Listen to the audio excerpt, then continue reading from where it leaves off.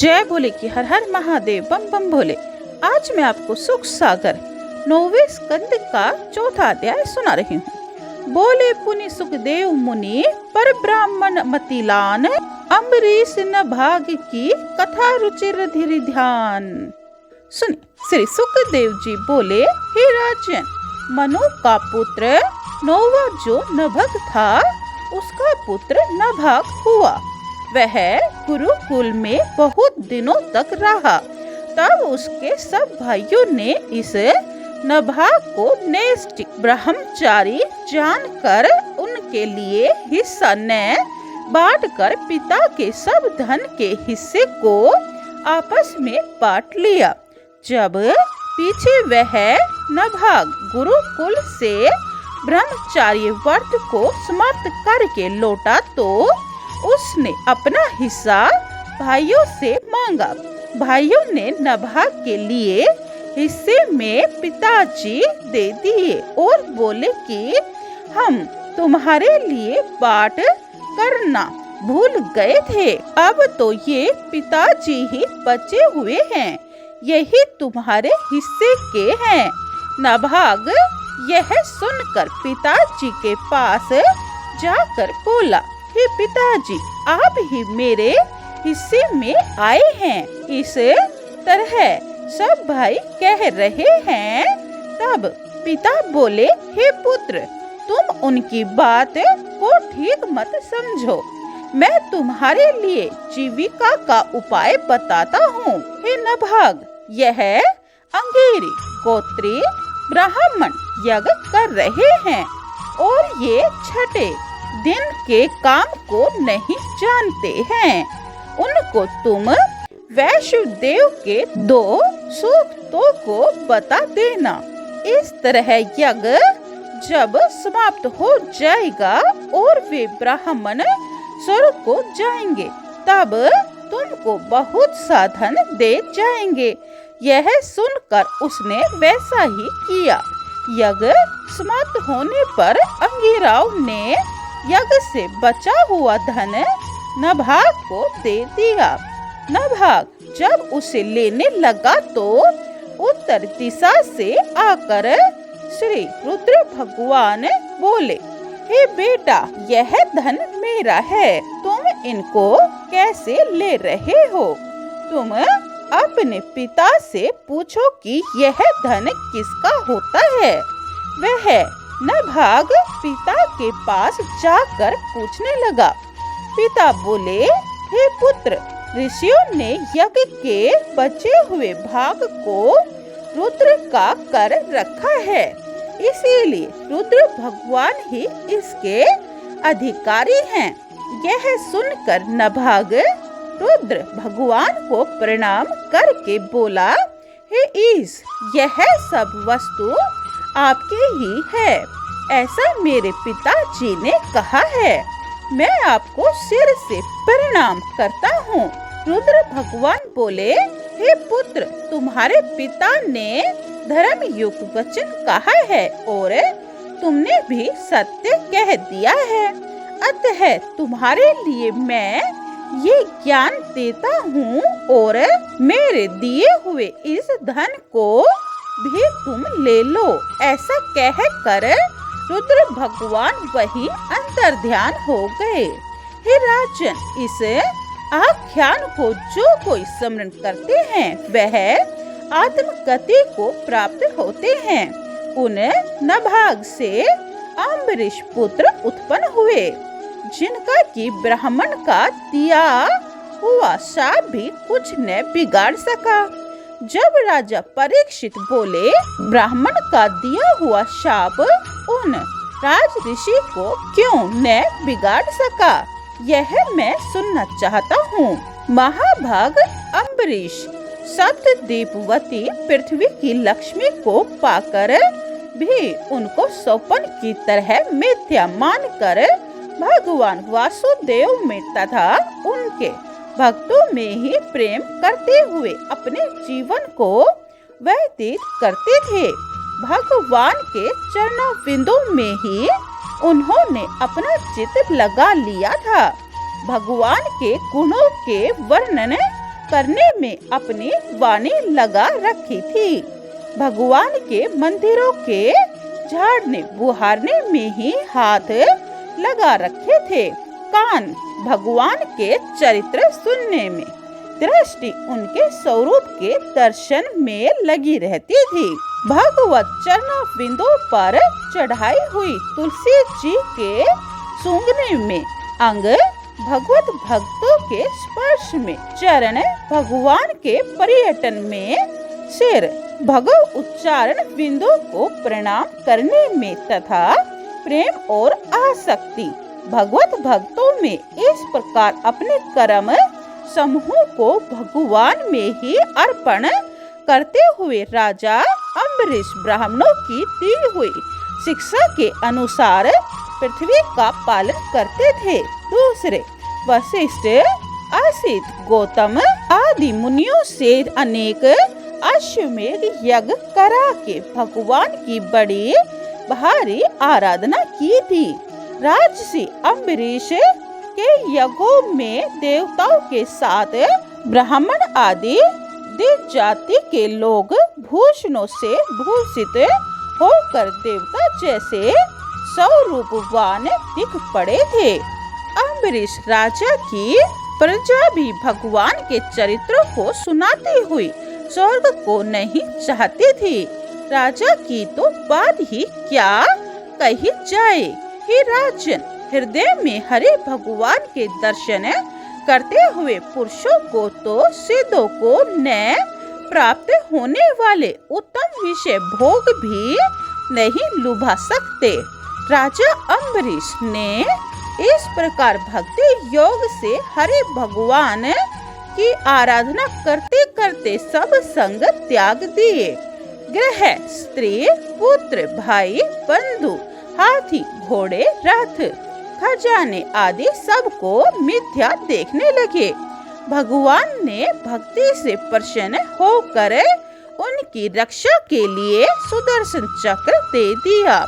राजा अम्बरीश ने स्त्री के सहित 1 वर्ष दिन तक के लिए एकादशी के व्रत का नियम धारण किया। वर्ष दिन समाप्त होने पर कार्तिक शुक्ला एकादशी के दिन यमुना जी में स्नान करके और उपवास करके मधुवन में हरि भगवान का पूजन करने लगे।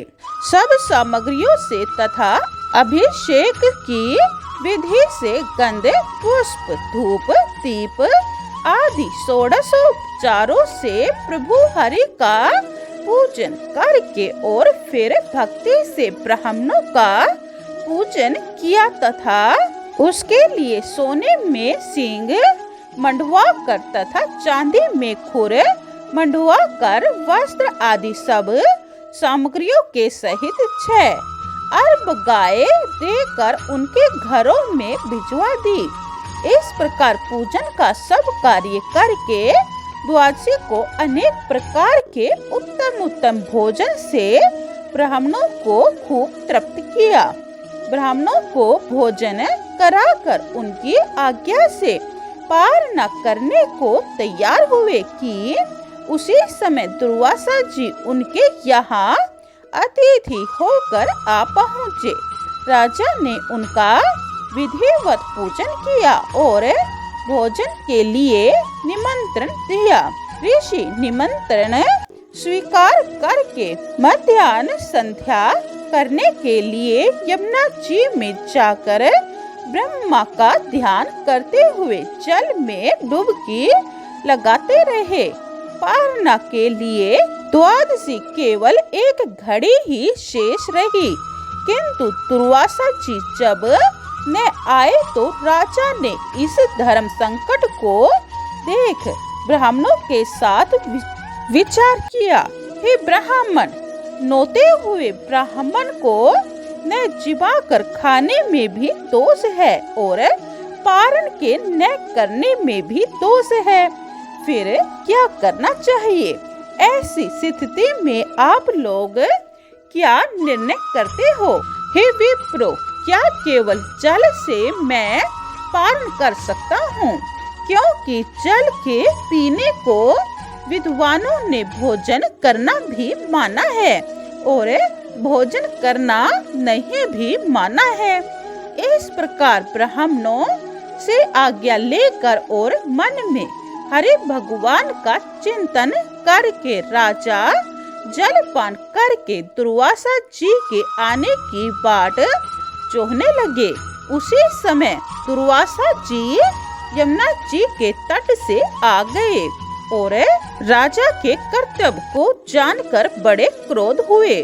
भूख और गुस्से के मारे उनकी सब देह थर थरा रही थी। दुर्वासा जी क्रोध से एकदम लाल हो गए। राजा हाथ जोड़कर सामने खड़े हुए। दुर्वासा जी राजा से कहने लगे, अहो लक्ष्मी के घमंड से मत वाले, झूठ बोलने वाले, तेरे इस धर्म के व्यक्ति कर्म यानी उल्लंघन को अभी मैं देखता हूँ। यह कह दुर्वासा जी ने अपने सिर की एक जटा उखाड़ी और उसको ज्यों ही धरती पर पछाड़ी कि त्यों ही उस जटा से प्रलय काल की अग्नि के सदृश से एक कन्या उत्पन्न हुई। राजा जलती हुई कांपती हुई तथा पास आती हुई उस कन्या को देखकर अपने स्थान से तनिक भी विचलित न हुए। उस समय रक्षा के लिए दिए हुए विष्णु भगवान के सुदर्शन चक्र ने उस कन्या को भस्म कर दिया और तब वह चक्र दुर्वासा के पीछे पीछे दौड़ने लगा। दुर्वासा जी अपने प्रयत्न को निष्फल देखकर बहुत डरे और अब अपने प्राणों की रक्षा के लिए चारों तरफ सुदर्शन चक्र के भय से भागने लगे। चक्र भी उनके पीछे पीछे दौड़ने लगा। तब ऋषि पीछे लगे हुए सुदर्शन चक्र को देखकर सुमेरु पर्वत की गुफा की तरफ भागे। इस प्रकार ऋषि दसों दिशाओं में, समस्त पृथ्वी में, पाताल में, समुद्र आदि में गए, किंतु जिधर जिधर ऋषि जाते थे उधर उधर ही सुदर्शन चक्र उनके पीछे पीछे दौड़ता रहा। जब सब जगह घूमकर ऋषि ने कहीं भी अपनी रक्षा होती न देखी, तब हार कर ब्रह्मा जी की शरण में पहुँचे और ब्रह्मा जी से बोले, हे ब्राह्मण, मुझे चक्र से बचाइए। ब्रह्मा जी बोले, जो कलात्मा भगवान अपने भू भृंग मात्र से ही मेरे ब्रह्मलोक को दीपार्ध के समय में नष्ट कर देते हैं तथा उनकी आज्ञा का पालन करता हुआ मैं लोगों को रचता हूँ। अतः उनके भक्त के द्रोही को बचाने में मेरी सामर्थ्य नहीं है।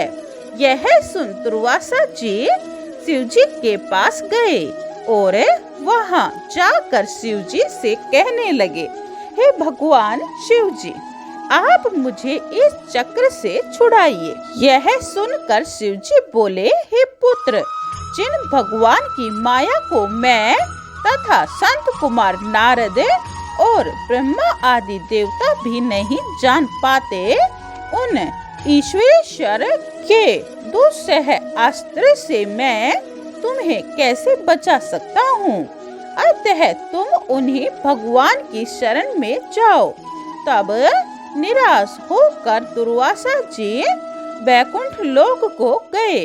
चक्र से तपाए हुए भागते भागते परिश्रम के कारण हंप हपाते हुए तथा थरथराते हुए दुर्वासा जी भगवान के चरणों में गिर गए और बोले, हे भगवान, आप मेरी रक्षा करिए, मुझे अपराधी को आप बचाइए। आपके प्रताप को न जानते हुए मैंने आपके भक्त का अपराध किया है। आपके नाम से तो पापी से पापी मनुष्य भी नरक में गिरने से बच जाता है। यह सुनकर भगवान बोले, हे ऋषि, मैं भक्तों के अधीन हूँ। भक्त जन मुझे बड़े ही प्यारे लगते हैं। मैं भक्तों के बिना अपनी आत्मा और लक्ष्मी जी को भी नहीं चाहता हूँ।